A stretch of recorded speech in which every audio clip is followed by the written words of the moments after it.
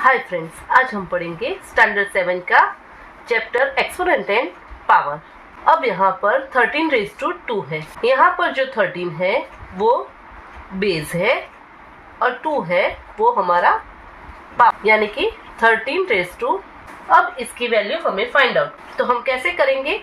13 को 2 यानी कि 13 इंटू, तो इसका आंसर आएगा 160 -3⁻4, यानी -3 को हम 4 -3 इंटू -3 इंटू -3 -3 4 टाइम्स है, -3 दोनों की वैल्यू होगी 9, माइनस प्लस हो जाएगा। इसी तरह से -3 इंटू -3 दोनों का आंसर आ जाएगा +9, 9 इंटू 9 आंसर आ जाएगा 81, -1⁻5। यहाँ पर -1 है वो बेस है, 5 है वो पावर है।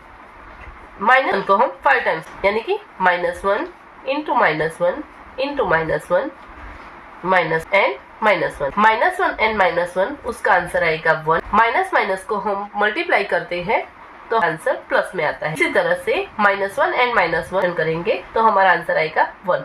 1 इंटू 1 1, लेकिन यहाँ पर जो -1 है उसकी वजह से हमारा आंसर आ जाएगा। Second question, express each of the in exponential -5 into -5 into minus, यानी कि -5 3 टाइम्स है, तो हम यहाँ पर -5⁻x into x into 3 into 3 into 3 into, तो यहाँ पर हम क्या लिखेंगे?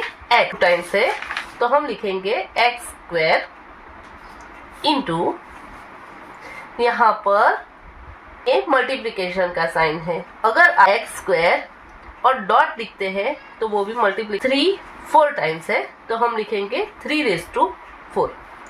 Another question is express following as a product of power of their prime factor. अब 36 है, उसको हम इस तरह एक्सपोनेंशियल फॉर्म में हमें दर्शाना, लेकिन कैसे? Prime factorisation. तो 36 उसका हम प्राइम फैक्टराइजेशन करेंगे। अब प्राइम फैक्टराइजेशन होगा, अगर नहीं आता है तो आप पिछली वीडियो में चेक कर सकते हैं। यानी कि 36 को हमने 2 से डिवाइड किया तो आंसर आया 18। 18 को 2 से डिवाइड किया तो 9। 9 2 से डिवाइड नहीं होता है, इसकी वजह से इसे 3 से डिवाइड किया। 3 3 = 9। 3 प्राइम नंबर है, यानी कि 3 1 = 3। तो यहाँ पर 36 = 2 इंटू 2 इंटू 3 इंटू 3। 2 टाइम्स है तो हम लिखेंगे 2²। 3 2 टाइम्स है तो हम लिखेंगे 3। ये हुआ हमारा आंसर। इसी तरह से 27, तो 27 को हम 3 से डिवाइड, क्योंकि ये नंबर 2 से डिवाइड नहीं। 3 9 = 27, 3 3 = 9, 3 1 = 3। 27 = 3 इंटू 3 इंटू 3, यानी कि 3 टाइम्स हुआ। थैंक